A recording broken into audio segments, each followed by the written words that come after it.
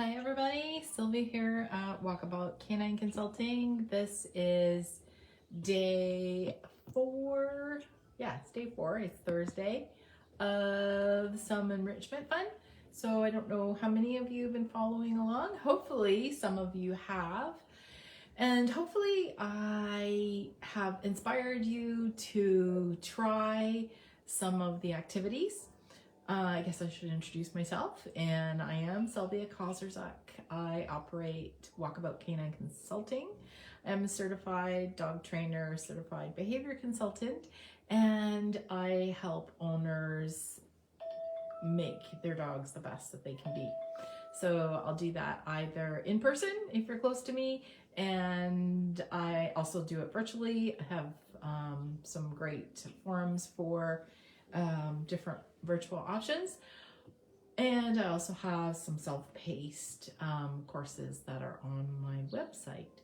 So nobody's here. I know it's supper time, but I had something else going on at 6:30, so I had to schedule it now. I hope to catch some of you home from work, because I know I did it earlier, although this is on the group and it is recorded, so you can, hey Anita, thanks for joining us. You know, if you're watching this on replay, so hashtag replay is an option. And like I say, I hope I've inspired some of you to do some activities. I've gotten a little bit lackadaisical with these guys a little bit, and they are waiting for today's activities. They did practice a little bit, and so today is a little bit different. Although most of the stuff that I've been showing you has been they've been puzzles, and they are all, hey Karen, thanks for joining. So they've been puzzles, and the goal with that in mind is mental enrichment and calming. So I have, hopefully some of you have seen my ad about the leash walking class that we're starting, hosted by Red Labrador Retriever, and we're going to be doing it the 3 Saturdays starting this week. Really a great deal, so $20 for all 3 classes. And I am going to be working with Eve, one of Red Labrador Retriever pups, although she's a big pup now, but she's still a pup. And she's one of the 3 puppies that were in the commercial that I helped with. And actually Karen is on here. She's from Red Labrador Retriever, so those are her dogs. So I said today that I would show you a couple of things that both myself and mostly Karen prepped the pups to be ready. She didn't get a lot of notice in regards to what they had to do, but they were 4-month-old puppies, and they were eager and happy to learn. So I am using some things that I have at home, and we can you can makeshift pretty much anything at home. I do have some doggy stuff, but that's okay. But you can use pretty much whatever you can find in your basement, your shed, or garage, and we're going to do some activities. The dogs, I just did a little bit with the dogs because I just wanted to see. I knew Liam would kind of like, what are we doing? Because he's not the most confident dog. But once he figures out it's a training game, he is ready to rock and roll. So it didn't take much to convince him. So some of the things that I am doing, my dogs, and even I think before we started doing stuff with the puppies from Red Labrador Retrievers, I had already been doing a little bit with them. So there were some basics there, which is always nice to teach our dogs some foundations, because you never know how it's going to help you. But so these are activities, it's training, it's fun. Well, it's supposed to be fun, so your dog doesn't know that it's training. It's confidence building. And these are definitely confidence building activities. So there's 2 activities that I am going to do, and they definitely build some confidence, and because they'll probably be a little more exciting to do, I'm going to finish with the last activity that is going to be calming. So this will be a really great example of how we can bring our dogs down after a really fun activity. There's nothing wrong with, training, and they're having fun, and, we're playing games with them and we're having fun, but then we also need to sort of direct them into back into calm and calm them down. And then also we're just not stopping training, which can be punishing in itself. Instead, we're redirecting them to something that will be calming. So hopefully it will work. I'm trying to use something that's from home, because my goal this week was to give you ideas to do things from around the house. So I am using that for my last calming activity instead of an actual lick mat is what I'm going to get them to do, is do some licking. But instead of using a lick mat, which we can buy at pet stores, Amazon, that's usually where I buy mine. I just thought I'd show you something different that you can use for licking. Anyways, so the dogs are actually, they're waiting for their supper, so they're going to have to work a little bit for their supper. They've been out in the sun, finally came out. We got caught in the rain this morning. There we go. Where are we? Okay. Okay. So I've got a couple of things set up here. You see a little ramp that I've just got prepped onto, it's a climb that I have, but you can pretty much, any kind of, if you have a 2x6 hanging around, anything else that you can come up with, something that's safe, something that your dog won't get splinters, won't slide. Maybe you have a ramp for your car where you change the tires. So I'm not sure. I've shared the link quite a few times in regards to the commercial that that the puppies were in, and there were, lots of things that they had to do. They were awesome. But a couple of things that we kind of knew before is that they had to go underneath a fence, and they also had to sneak through a fence. So, of course, getting stuff like that on cue is helpful. And what else do we have to do? There's a whole bunch of other stuff that we had to do. Yeah, so one of the puppies had to go through a doggy door, which, interestingly enough, the house we used didn't have a doggy door, but they installed a door with a doggy door. So the wonders of, I say Hollywood, it wasn't Hollywood, but anyway. Anyways, Liam. So he's going under really easy. He was a little bit, at first, he was unsure. So because my dogs know how to follow my hand, this makes it a lot easier. If that's not something your dogs know, I encourage you to teach that, because it is a great foundation exercise. When our hands are marvelous and worth following, we can guide our dogs to a lot of things. And it's just easier than, trying to pull on their collar and stuff like that. So I did want to have a couple of things on cue. So this was under. Good. So Liam's already learned the word, Emma hasn't. Come here. Under. And under. No, you don't have to stay under it. Come here. Okay. So I'm going to tell her go, because she does know go. Go. Go. Go. Good. Okay. So she thinks that she has to stay under it. Come on. Emma, come. Come here. Okay. I'm going to hang on to him for a second. Come here. Under.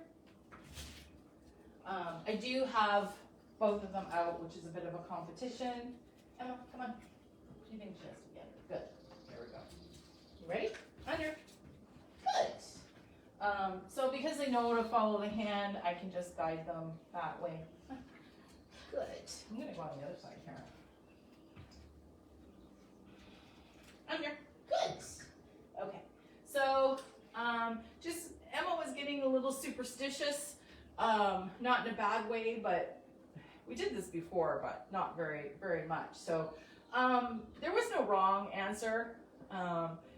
And I'm just going to make it a little bit easier for her to understand. And by me coming onto the other side, I just encouraged her to come all the way through, and that was easier. So under.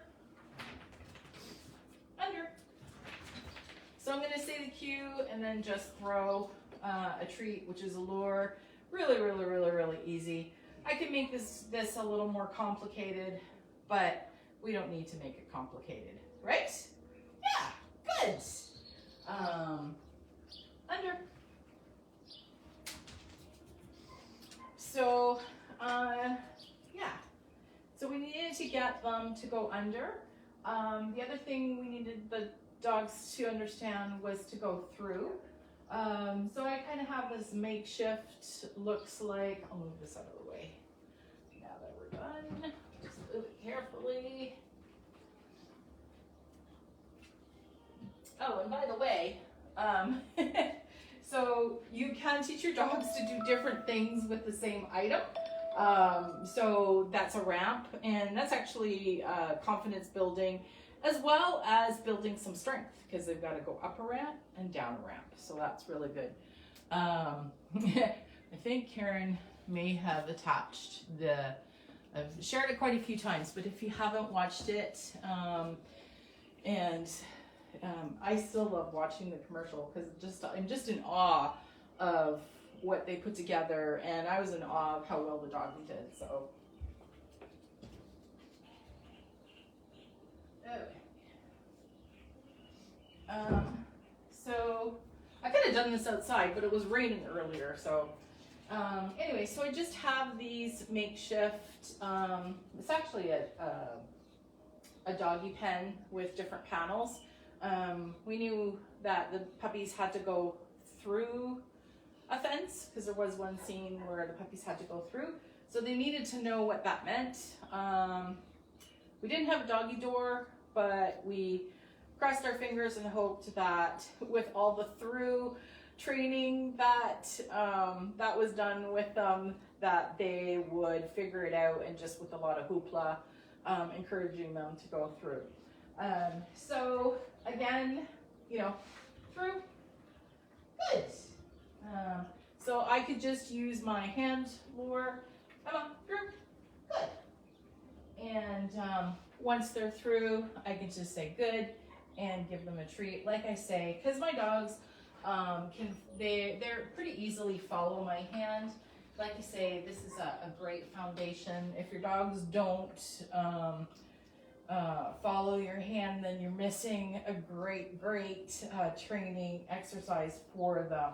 Through, good. Through, good.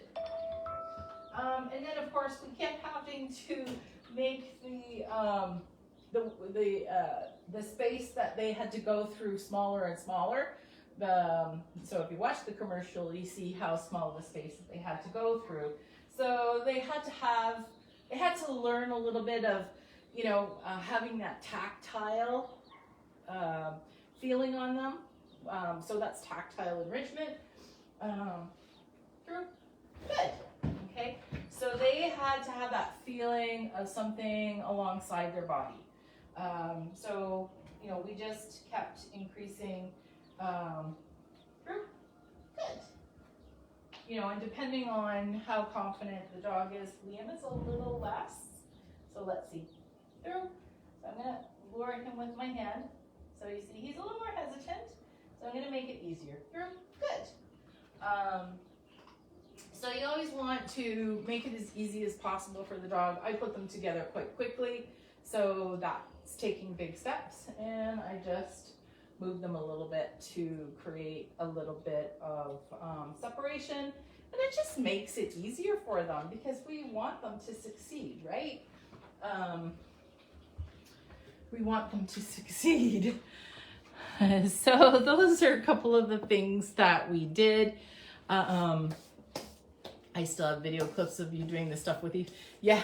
So there were 3 puppies, 2 males and a female.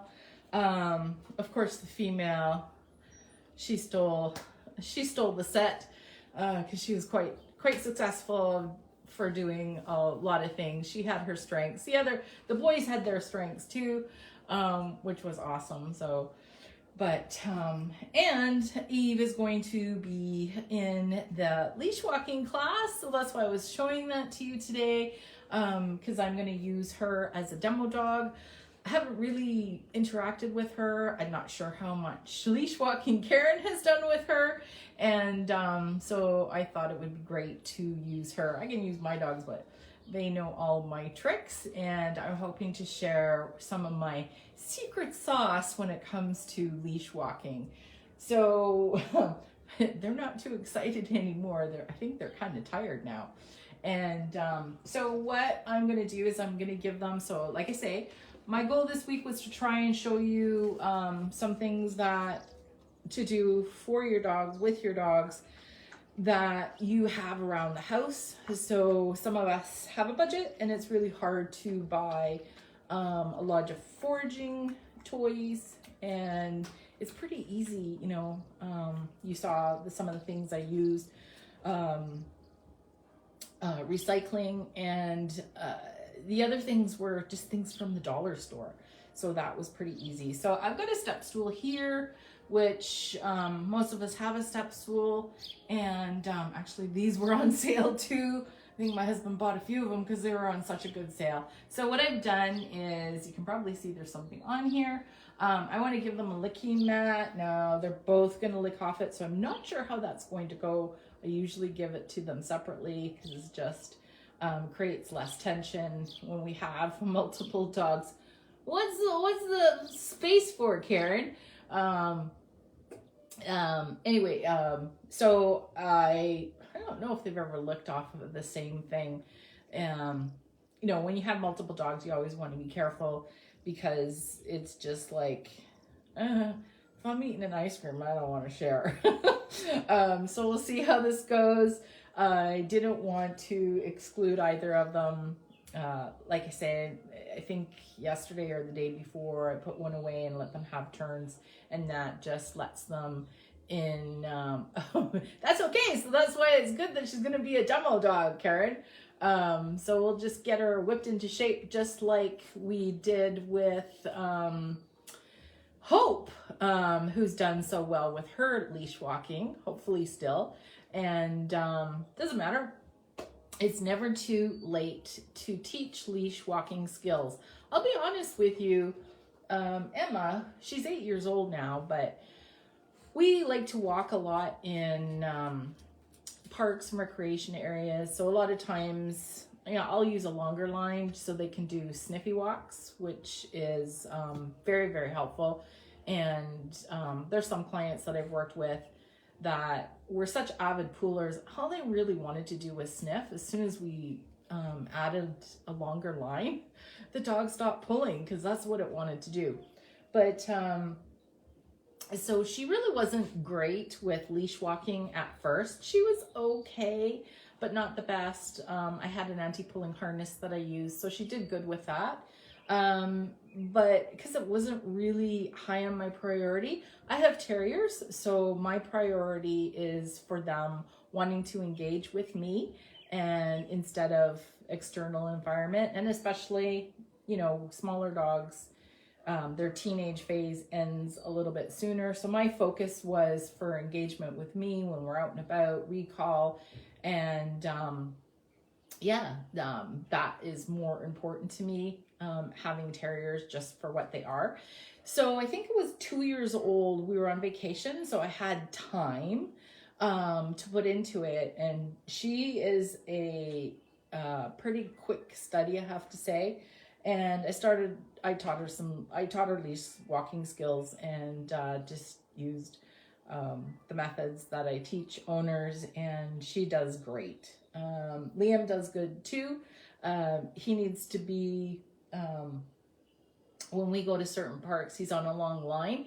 I don't make him walk on the shorter line, but I mix it up a little bit so that he learns that you're not always on the long line. Anyways, so I'm going to give them this looky thing. So if anybody has any questions, let me know.